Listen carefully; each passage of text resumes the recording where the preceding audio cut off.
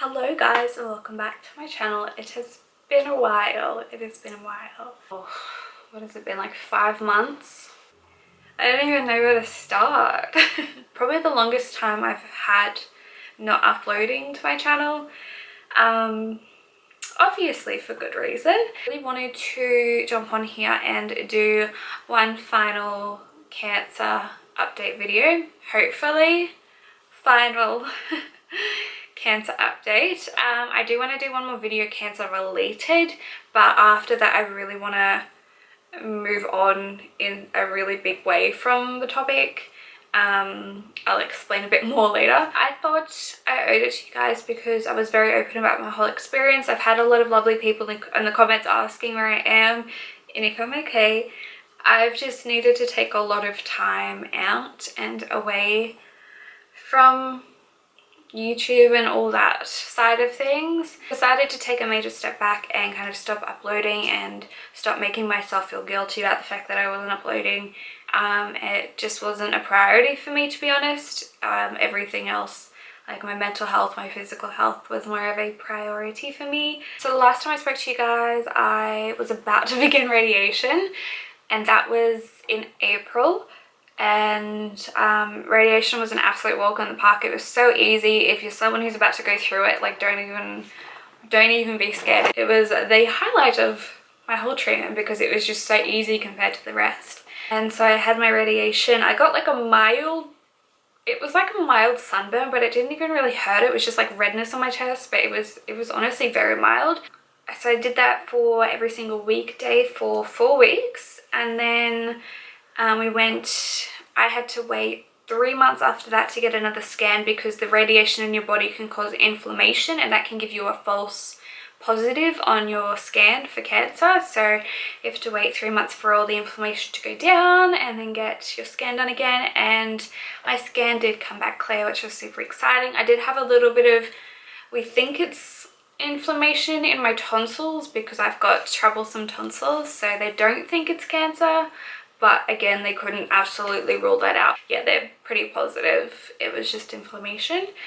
So yeah, I had a clear scan and was considered in remission, which was really, really exciting. And honestly, I feel like I should have been more excited than what I was. For me, it didn't really like hit me in a positive way. And that's like it's really hard to explain to people what I mean unless you've kind of gone through it.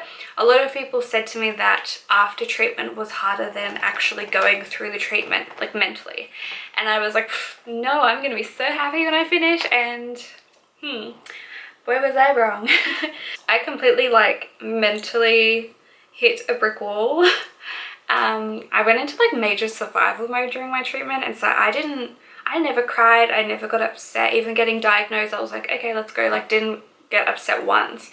And so I kind of bottled everything up, and then it kind of like hits you like a brick wall at the end of treatment, and you kind of get thrown into normal life again, even though normal life at the moment is like with COVID around, and so it's really stressful. And so I just went through like a lot of anxiety problems and stuff like that. Things with like my image. Obviously I lost my hair, I gained weight.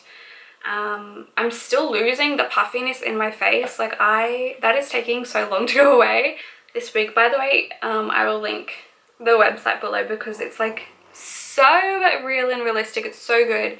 It's made such a difference in my confidence. But yeah, losing my hair, all the weight gain, the puffiness. I had to come out of a chemical menopause that they put me in to save my reproductive system, and that was not a pretty sight. TMI, but I ended up having my period very heavily for close to 9 weeks, and that made me super anemic. So I was just like all around not feeling great, physically struggling. I had that, so I was just exhausted. I ended up getting shingles because my immune system was so low, and that was slightly horrific. Like, didn't realize shingles was that bad. But yeah, I've got like scarring all over my chest and my back now from where the shingles were, so I did get it quite badly. I tried going back to work, and then that afternoon I got home and I noticed that I had the beginning of shingles. So I've had like, yeah, just like a bit of a rough couple of months with, yeah, physically not feeling great and then mentally not feeling great. And so I just wanted to take a step back and be like, this is not important right now. Physically, so much better. I can like clean the house, I can like cook dinner, stuff that I could not do before. Mentally, it's where do I start? The survivor's guilt was very real at the beginning, very real. Yeah, I'm still working on that part. And that's a big reason to why I want to move on from these videos. It's a big reason why I had to unfollow a lot of cancer accounts and girls that I spoke to, because I just like can't really look at it anymore, and I can't read about it anymore, and I don't really want to talk about it anymore, and I don't know if that's healthy or not healthy, but it's just the way I want to go with things. It's been physically quite hard to go back to work, like it really hit me, because I've got a job where I stand all day, and yeah, haven't been doing a lot of that lately. So I've been trying to do a lot of streaming, hence the background. I really love streaming, so I've been doing that a lot. I'm not sure if there's much else I want to say. I did previously film this video last week and I lost all the footage. I was in a much better mood when I filmed it last week, and so I was like, oh, because like today I'm just feeling so anxious and just, oh, like gross. So I was like, oh, but this is what it's been like, so I thought I may as well film it now anyway. But yeah, a combination of getting thrown out into the real world again after, what, 9 months of being stuck in the house and having COVID, kind of going into its second wave in Australia has been a little bit hard, a little bit scary.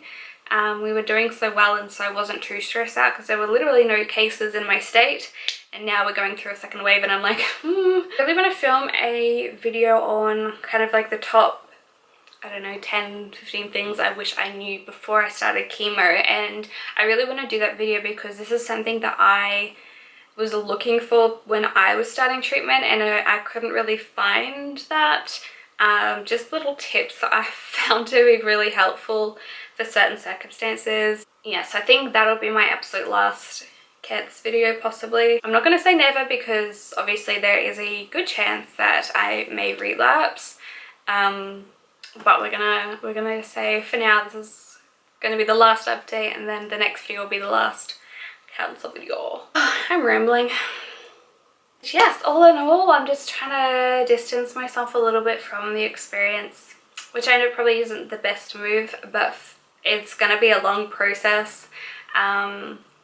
So that's kind of what I'm aiming to do, is just not have it consume my life so much anymore, and try and move on a little bit, as hard as that is.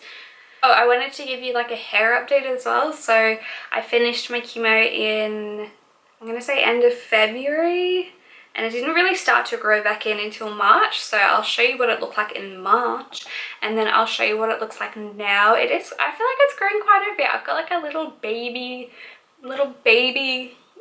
pigtails that I can do, very tiny, but I mean it's hair, something I did not have before. I'm still loving wearing the wigs. I don't love the short hair on me. Maybe one day. Again, this wig is like super similar to like my hair that's coming through, like it's quite like a dark brown, so I'm pretty happy with it. If you have any questions or like absolutely anything or that you want me to address in my next video, then definitely leave them below so I can answer them. I put up a questionnaire on my Instagram like literally a few months ago, so I'll be answering a few of those questions. I think it'd be great for someone who's going to go into treatment, and possibly also someone who has like a friend or a family member, or you're a carer for someone who is going to go through treatment, so that you know a little bit more about like things that might pop up that you didn't realize were going to pop up. I feel like I'm not sure if I covered everything I wanted to cover. That's fine.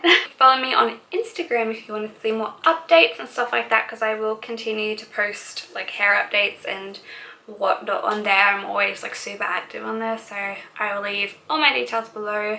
Thank you so much for watching, and I shall see you hopefully very soon in my next video. Bye.